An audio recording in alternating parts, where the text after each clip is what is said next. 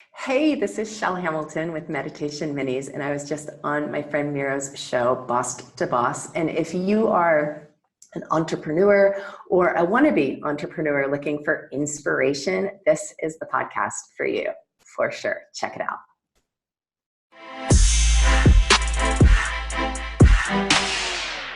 What is chakra therapy?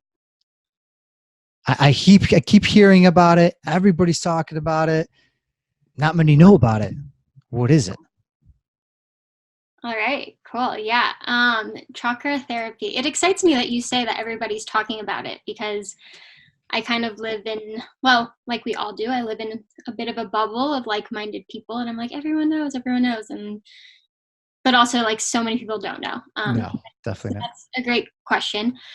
Chakra therapy is basically the practice or the modality of just working with your chakras in the same way that somebody might go to therapy to work through their emotions, their experiences, to try to process them so that they can eventually end up in a place of healing transformation. So taking that same concept of like therapy, a modality for healing, um, and applying that to specifically the chakras. And the chakras are really all encompassing of mind, body, and spirit. So it's Mhm. all of those aspects.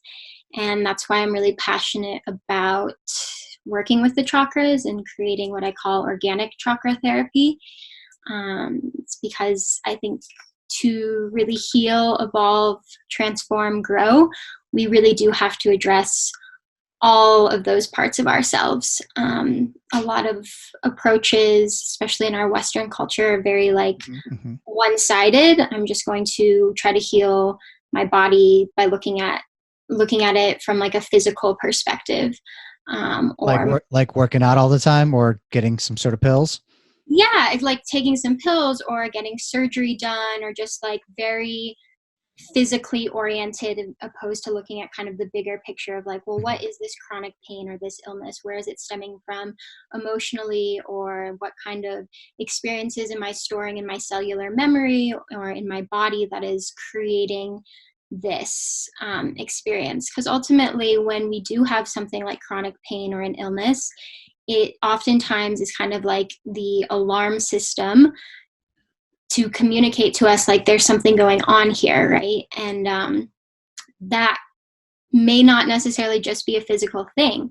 That alarm system of like, hey, pay attention to your lower back may actually be because you have an imbalance in your second or first chakra. And that imbalance might actually be more of an emotional thing. And so when we Mhm. just try to like heal our lower back by going to the chiropractor, that doesn't really get to the root of what caused it, because it may be, yeah, it may not be a physical root. The physical symptom is more of just that. It's a symptom. It's not necessarily the bigger picture. Got it. Kat Taylor, everybody, of Kailo Wellness. That's Kailo-wellness.com. Be sure to check her out, or on Instagram as well, where they have numerous awesome pictures and tips and strategies and kind of, all different types of healing methods, right? That are all to do with the chakra therapy and organic specifically. It's Instagram.com/Kailo.organic.chakra.therapy. And that's Kylo spelled Kailo. And what is Kylo as well? That's but just putting you on the spot, just questioning everything. What Oh no, that's what is great. it?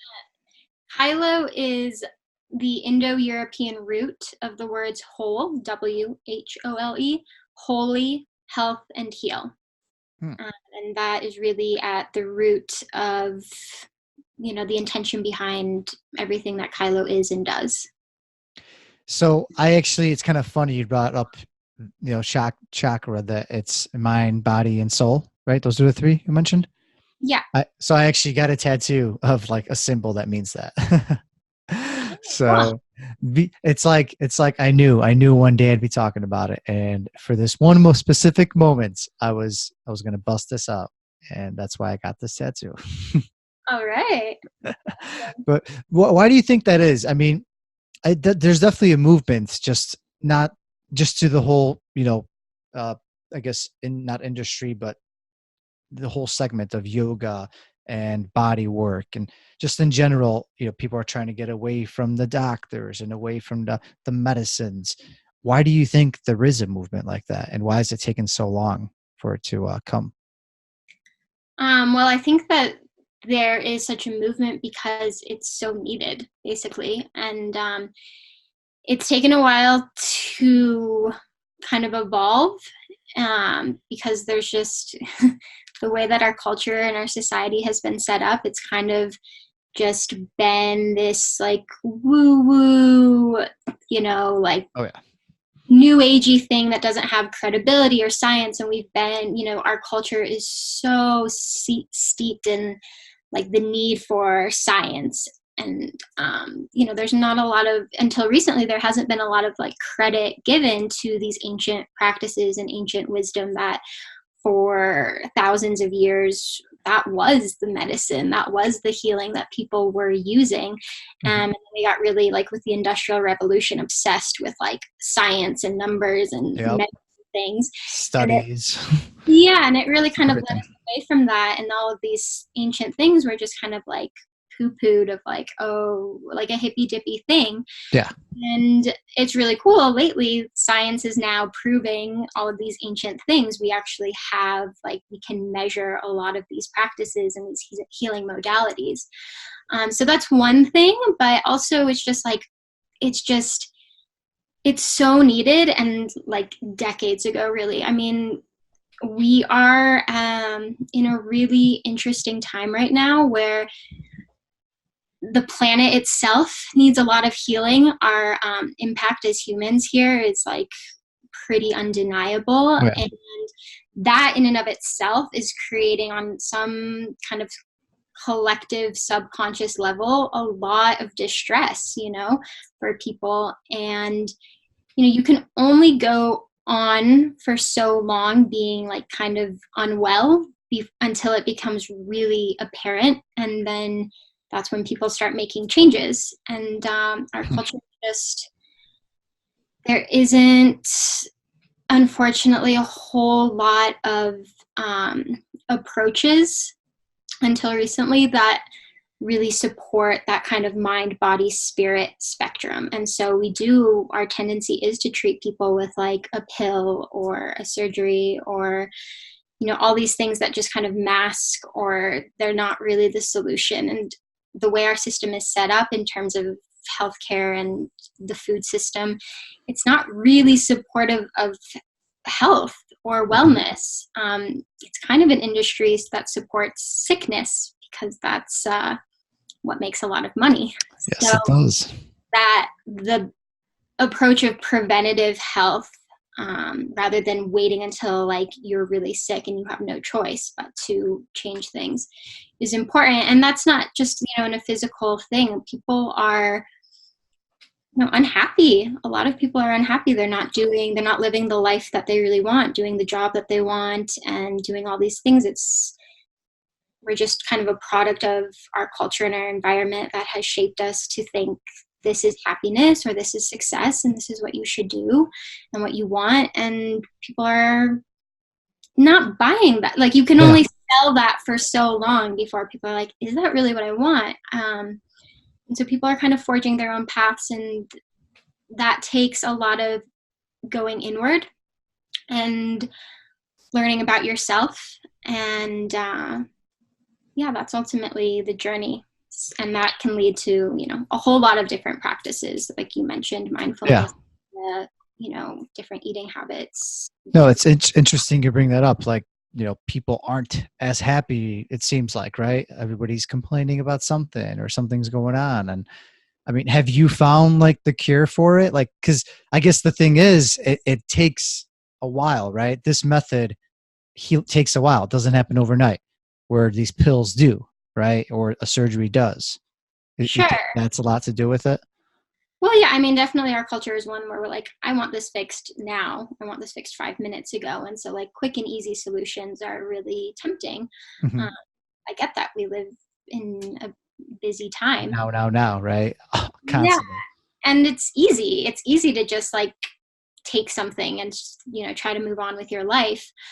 Or just deny that you're unhappy and pretend you are and be like, oh, well, no, this big house, this does make me happy, or, you know, whatever the thing is, the distractions, the social media, all of the stuff. There's plenty of material there. But ultimately it's not. people, it's not, and people are seeking something more, and they're seeking ultimately themselves and their truth and who they really are. And I think that you can only live kind of asleep for so long before you crave something more. At least that's my experience. And when we aren't kind of living as our truest, most authentic self, we're just kind of embodying a fraction of what we have the potential to be. Because ultimately, we all have the potential to be our vibrant and authentic and empowered self. And that's not to say that even like living that doesn't mean you have bad days and all of the hardships and, you know, all the imperfections of being a human too. That's very real. But there's definitely, like, we all have room for improvement. Certainly myself included. Like, I don't have it all figured out by any means. I'm just figuring it out myself. And I plan and expect to be until the day I die. You know, like, this journey is literally a journey of a lifetime. And if you sign up for diving into, you know, whatever, some wellness practices or spirituality or whatever you want to call it, you also have to recognize, like, I don't think it's realistic or in your best interest to have some attachment to, like, a destination. Like, you know, in 5 years I'll be enlightened. Like, that, it's not how it works. You know. So you can't overplan it, is what you're saying, right?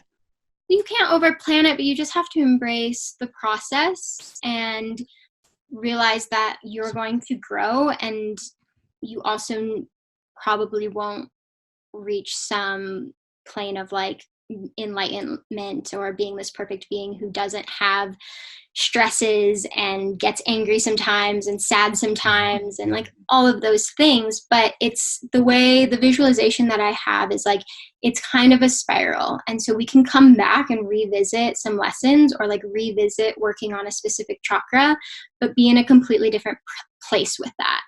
So, like, an example that I'm working with in my life right now is I had to do some work in bringing some health to, like, my throat chakra, for example. Our throat chakra is our place of communication, expression, it's authenticity, like being in integrity with your word, all of these things. And how many chakras are there?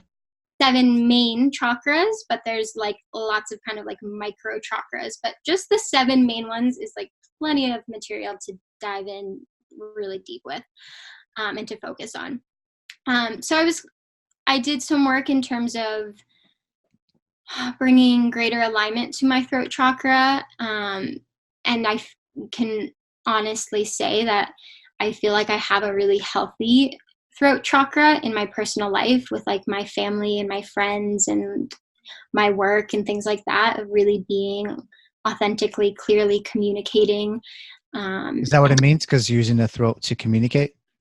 Yeah. And communication can be more than just, like, verbal communication. It's, like, any way in which you kind of express yourself. So that also comes through in, like, music you make, or this podcast in and of itself is an embodiment of your throat chakra. It's like, it's the words you're saying, but it's so much more. It's an expression of what you're passionate about and the message that you want to share with the world and the work that you want to do.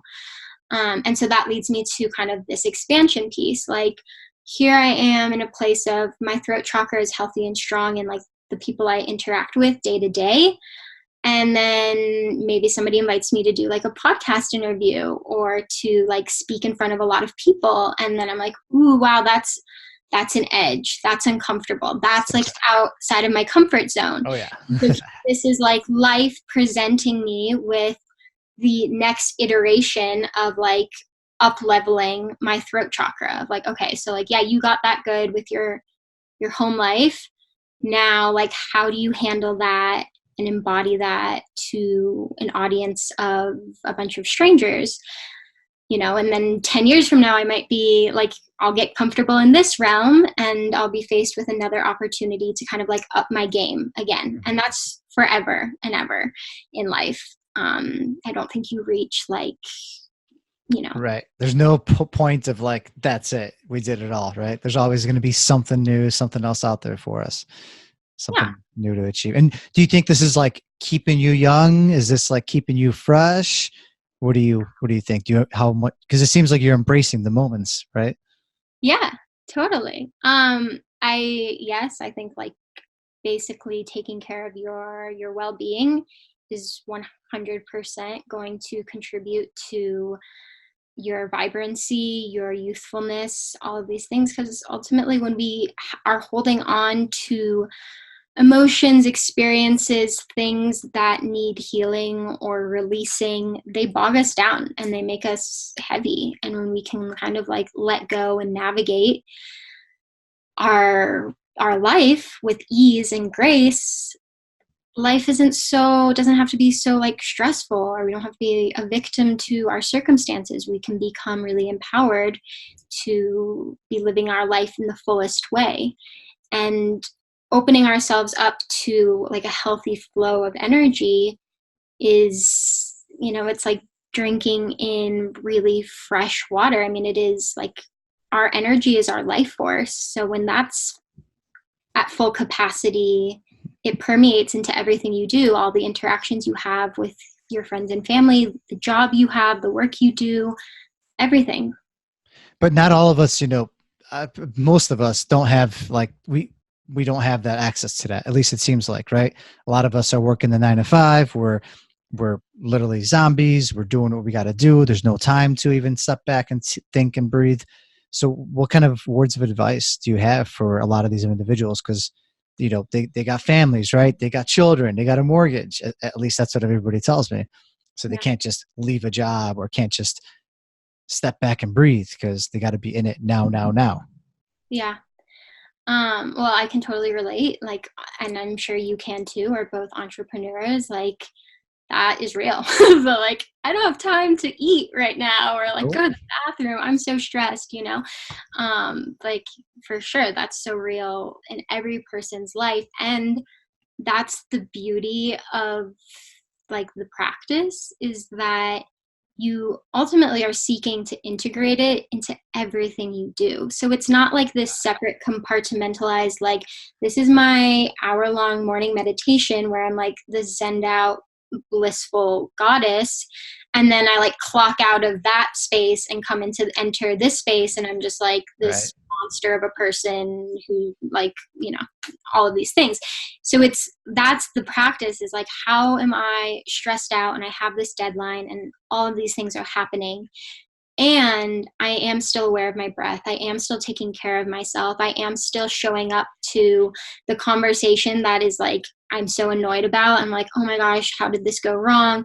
But how am I showing up in integrity with an open heart, an open mind? How am I being respectful of this other person? How am I being respectful of myself and my boundaries?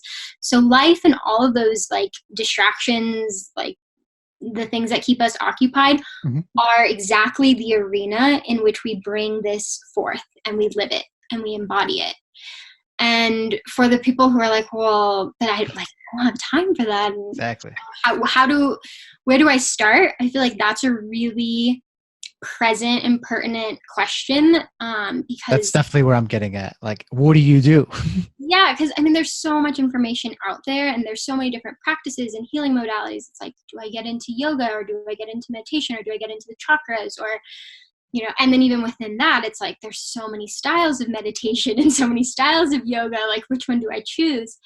And I totally get that. It's like very overwhelming, and just try to like just pick something, anything. I like, if there's just something that sticks out to you, like, oh, that one, there's a little bit more curiosity. Kind of follow that intuitive hit and just be slow and gentle and patient. You don't have to like spend a weekend reading a giant book on the chakras and be like, crush that, did it, all these things. And so that being said, really the intention behind Kailo is to provide the rituals, the practices, and the tools for people to either A, like start a practice, or B, anchor into deepening an already established practice. So it's for beginners, newbies, it's for the advanced, and everything and everyone in between. And so, I mean, Kailo is more than just a product line, but in the context of like the products, I see them first and foremost as energy tools rather than even like body care products or cosmetics or all of these things. Like they are very much energetic, vibrational tools. And they are unisex, right? All the products. Yeah. So every living being, like animals included, have chakras, and so you can work with your chakras no matter, if you are alive and listening to this, you can. And that's really the thing, is like our chakras are being affected all the time, whether or not people are even aware of that, or even aware that they have them, or believe like they're there. So the intention being to create or provide the tools and the rituals to kind of start to develop a relationship to your chakras, which ultimately is to develop a relationship with yourself, because their chakras are a reflection of us, and we are a reflection of the chakras. So all of the products, they come with a ritual, and the ritual you can use while you apply the product. You can do the ritual, and it's super simple. It can take 10 seconds, 30 seconds. You can do it while you're on the elevator. You can do it while you're stuck in traffic. You can do it. I could do it right now while I'm talking to you. Can you show me one? Can you demonstrate one? Yeah, let me see where. Okay. I'm curious what one of these is like. So this is the kit that has all 7 of the essences. Which for the 7 different chakras, right? Right. There's one for each chakra. Okay. So I might, since I've been talking about throat, and I'm talking a lot right now, let's go with that. So using the throat essence, basically the way that the ritual works is while you apply the product, you visualize the color of the chakra, and you can chant the mantra, the Bijan mantra of the chakra, or you can say the affirmations. And I provide all of that information. So you're like, what is the color? What is the mantra? It's there on the packaging. You have it. So throat, deep breath, applying, hum, hum, hum.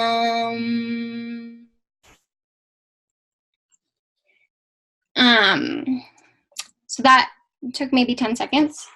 And, for the benefit of like those who are just listening and, this whole thing, I chanted hum 3 times relatively loud. I could have done that under my breath. It could have been a whisper if I was sitting like in my cubicle. Yeah, you're probably not going to do it in a big crowd of people, right? You could. I mean, you can. You like do anything you want. The context. If you're using it at home while you are doing your morning meditation, you might do something as loud or as expressive as what I just did. If you're on the elevator, you might just like do it inside your head. You don't even have to like, open your lips. Isn't it crazy how like just that moments, those 3 deep breaths, and I'm like, I did it with you. I didn't go as into it, which I probably should have, but I like feel more like I'm just here, like just a little more present, right? Just a little more. Exactly. And that's, kind of the question you were asking was like, how do people have access to this in their busy lives? And this is like the whole purpose of this. It's like we have really busy lives, and ultimately so many people are seeking more moments of mindfulness, presence, stillness. And they're like, but I don't have time for them. And it's like, well, it doesn't have to be this huge production. You don't have to go to an hour-long yoga class. You don't have to like light the candle and do all the things. That's beautiful, and like go for it. But it can be so much more simple to just be like, here I am, present, mindful, working with myself, working with the energy, working with my body. Yeah. So what is your routine like? What do you incorporate every day? Obviously, I'm sure at this point, you know, you've been doing this for over 10 years. It just comes naturally, but are there like set things that every day you make sure to do to keep you like in check? Yeah, I mean, it definitely evolves. You know, I have chapters where I'm really into like one style of something, and then I just will kind of meander into a different something. Like right now, my morning practice consists of some pranayama, so breathing techniques. And then I'll do some mantra for about 20 minutes. And oftentimes I like to start that like out loud and then like just kind of slowly get it softer and softer and softer. What is that exactly for the listeners? Mantra. So I'm just chanting a specific mantra. Like what I just did, that hum, that is the bija mantra for the throat chakra. Bija is Sanskrit for seed. So it's literally like the seed sound or seed syllable of the chakra. So that's why chanting that specific bija mantra helps to activate and bring balance to the throat chakra. So that's why I would use that in conjunction with the throat chakra product. But there's infinite amount of different mantras depending on what it is you want to work with. There are ones that are very complex and very long. There are ones that are just a single syllable, like what I just did. So I'll do that for a while and then kind of settle into some silence and there. What's a while? I'll do the mantras for around 20 minutes. And then I'll just sit. And Is it kind of like doing a meditation pose at that point? I do this at my altar sitting on a meditation cushion. But, you know, sometimes I travel. Sometimes I'm like camping. Sometimes I wake up not there.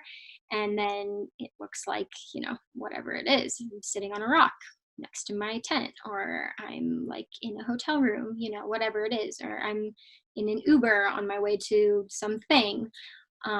You know, you just that's the life coming up exactly, and like creating the disruption of like, okay, now how do I also still live and apply this amidst my busy, unpredictable, and inconsistent life?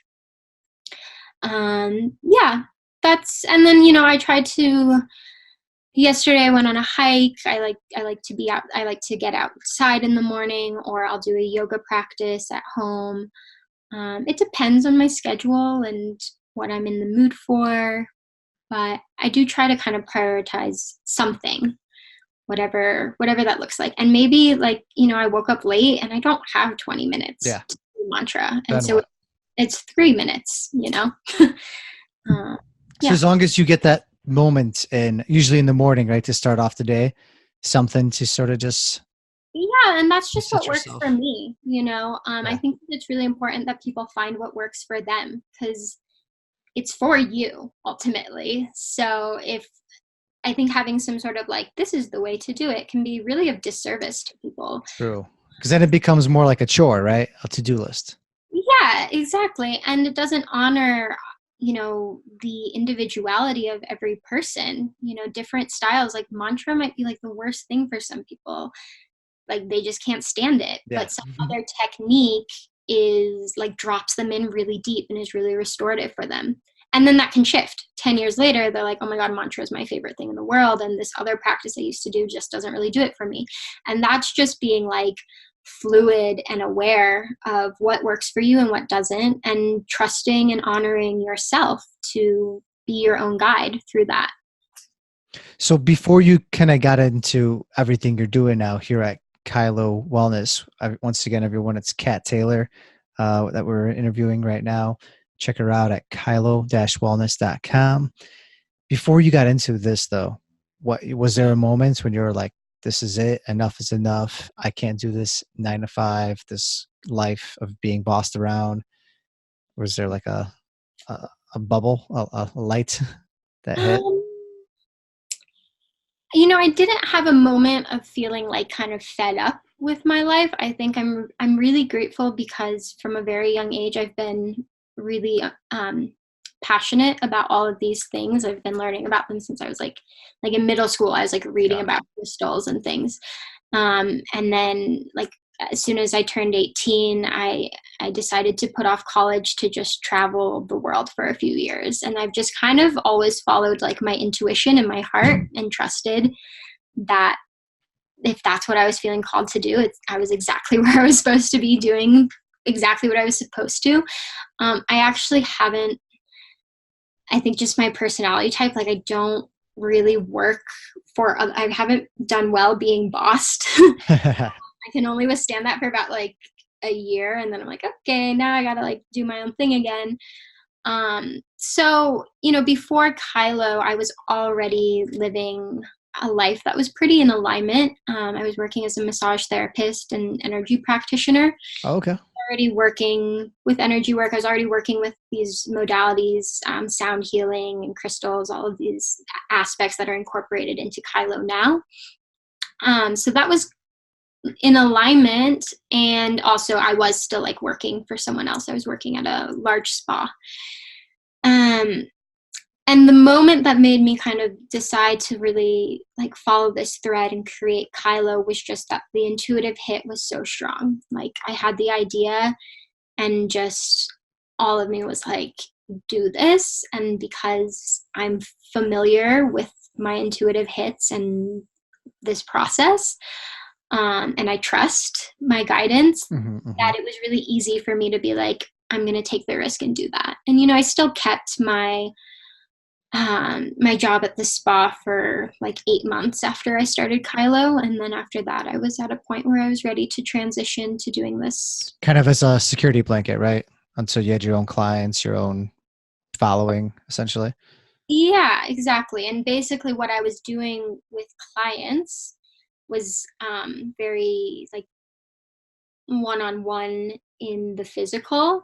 And now what I'm doing in the creation of the products is basically all of those same things, but just instead of working on the direct person, I'm infusing all of the tools with those healing modalities into the product. So then when those arrive to their owners, the people who choose to use them, then they're applying them and they're receiving the same kind of energy work and vibration than that they would if we were in an actual healing session together.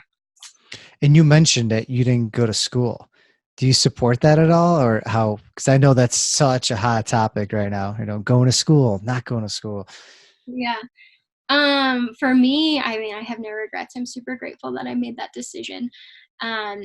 Just I ended up I've done like some schooling. So, but I like building your own education, I think is really powerful. And in the same vein as like kind of what I've been saying a lot, it's like there is no one way. People kind of need to find their own path. And so if going to school is like what totally resonates with you and that feels so true and in alignment and you're passionate and excited and it's for you, not because there's some pressure from society or family, whatever, then by all means totally do it. And it's just following your heart and what's right for you. I've learned so much through other means and different trainings and hands-on experience. I went to massage school. Like, there are different forms of school that don't look like college. Exactly. And that's so cool. We're so lucky to be living in a time where that's available and we can kind of like build our education a la carte rather than this like one size fits all story that we've been told. I love that. I think that's a great way to put it. Yeah. Build your education a la carte instead of one size fits all. Should make a quote out of that or something. Love it. Well, now we're on to our listeners' favorite segment of the show. Welcome to the round with no name because they're all taken. So, this is a curveball.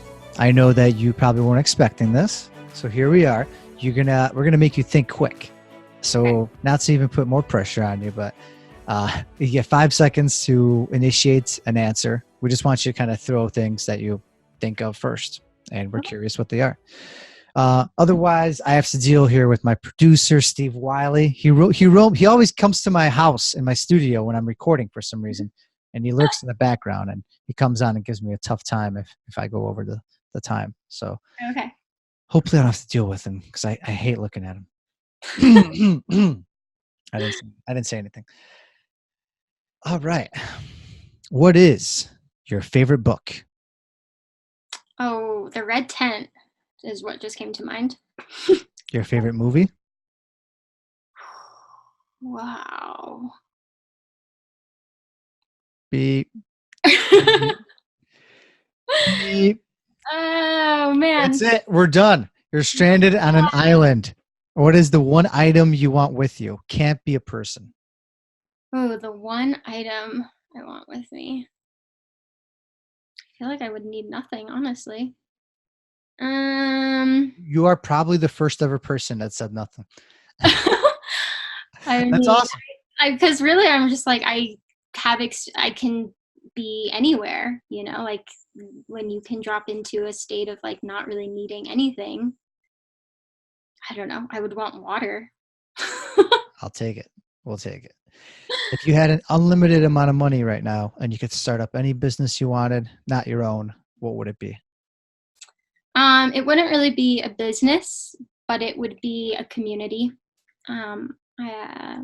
Some land for people to live in harmony and in community, and serving the planet, healing the planet, growing healthy food, sharing Utopia. education with people. Yeah. Utopia, the perfect place. Yeah. Utopia. You got my mind like thinking of all these crazy things. That's awesome. How do you drink your coffee? Oh, unsweetened, some MCT oil, and hemp milk. Okay. And do you like make that yourself? Do you have like a preferred brand that you always buy? I make it myself, yeah, or I make it at home. I have like preferences in terms of like the hemp milk and all those things, but yeah. Awesome. So would you like go out to a Starbucks and just get coffee there, or no? Probably not. I mean, if I was like really fiending, I'm not like a big caffeine fiend, and if I do have caffeine, it's more likely going to be like matcha or green tea or mate. Mm-hmm. I kind of cycle through the different caffeine things, so I'm not. If it's like what I want, the quality and all those specifications aren't like available right then, I'm happy to just like go without. What is your favorite yoga pose? What just came to mind was downward dog. I just like that. I find that I don't know why that one is on my mind too, because it's the one that I always hear about, and my fiance always talks about our dog doing a downward dog, and I'm like, it's definitely got to be my favorite position, I guess, right? Well, it's probably one of the most well-known or common, so that makes sense. But I think it's really good, and I like that I can like just be on a hike and be like downward dog and feel it's just like super effective and simple.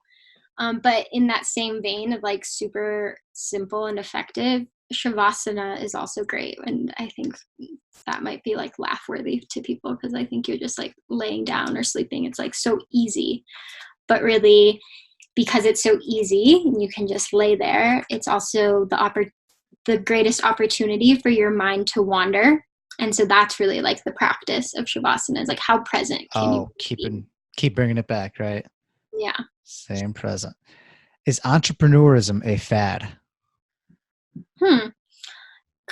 Kind of can feel like it, I guess. But I guess I think that it's becoming way more common, just because of kind of what we talked to earlier. It's like people aren't really satisfied with this like one size fits all type of being, and to really be our authentic expression of ourselves and follow our heart, sometimes that means creating your own thing and being innovative. And that's what we need as a culture to solve all these great problems that we're faced with right now. We need innovation, and we need creativity, and people to think outside of the box and offer something new and different. Because if we just keep doing all the same things and following all the same career paths and being, everything that our parents were, then we're doing ourselves a disservice to heal, to grow and evolve and invent, like innovate, do new things, what we need. So I think it's an exciting time. I think it's beautiful that more and more people are being entrepreneurs, and that's a more like widely accepted and commonly found thing. Awesome. Well, I think you aced that one. I got to talk to Steve later, but you survived. I survived. He didn't come out. I didn't have to deal with him. So we're good. I mean, I guess I don't know what my favorite movie is, which is like, oh, yeah, gosh. That's well, maybe you just don't watch movies. I don't know. I do kind of. Not much. I do have a thing, like for some reason, names of things like don't stick. Like names of movies, names of songs, even artists. I could be like, some song will come on, I'm like, this is my favorite song, and they're like, who is it? And I suck at lyrics. Like, I don't know. I have no idea. You know what? Good, because I'm not I know I'm not the only one. I suck at lyrics. Like I pretend like I know them, but I really don't. Yeah. I really don't. Yeah. Kat Taylor, everybody, of Kailo Wellness. That's Kailo-wellness.com, as well as her Instagram at kailo.organic.chakra.therapy. Be sure to check her out. It's been a pleasure having you on. I'm looking forward to seeing, what the future brings, and definitely looking forward to catching up down the road. And Mike is yours if you want to share any final thoughts with the listeners. Yeah, thank you. I guess I just would like to kind of extend an invitation to anyone. I'm a total chakra geek. We didn't even get into like what the chakras are and There's so much. how to work with them. I mean, all of that, like that's like novels worth of information. But that's really what I'm passionate about is working with that and kind of sharing the tools and the information for people to really learn how to become their own healers so that they can thrive. So if any of that is of interest to you, or you're curious about the chakras, you want to learn more, I would love to connect. Please reach out via those channels that you mentioned. As aside from just offering tools in the form of products, Kailo is also a platform of education. So I have upcoming workshops and retreats and opportunities to just really dive in with yourself. And so if you have any intuitive hits around that, let's connect. And the best way is, would you say the website or Instagram? Either. Yeah, the website, you can send a message through the website. You can send a message through Instagram. I will get back to you, and I would love to, be on this journey together. Awesome. And what's the next retreat coming up? Next workshop or retreat? There's a weekend workshop happening in October. It's, I think, the 19th and 20th in Carbondale. Really beautiful place. Amazing. Not just Carbondale, but the actual venue. Carbondale, Colorado, that is. Yeah. There is a Carbondale where I'm at, and that's. Oh yeah, that's right. There's a Carbondale in Illinois, which is actually much bigger, so people would probably get funneled there before Colorado. Yes. Colorado in October. And then the big one that I'm really excited about is 8 days, or actually it's 9 days in January at Lake Atitlan in Guatemala. So it will be along the sacred waters of Lake Atitlan, and each day we're going to dive in really deep to each chakra. It'll be a really profound and transformative experience. So awesome. Yeah, be sure to send that info over. Yeah. I'll have to check it out. Well, thanks so much, Kat. Looking forward to talking again soon. It's been a pleasure. Yeah, likewise. Thank you. That is all for this episode of Boss to Boss. Your next step is to visit bosstoboss.com, where you will find proven techniques followed by professionals to help you make that next step. Again, that is boss2boss.com. And remember, the time is now.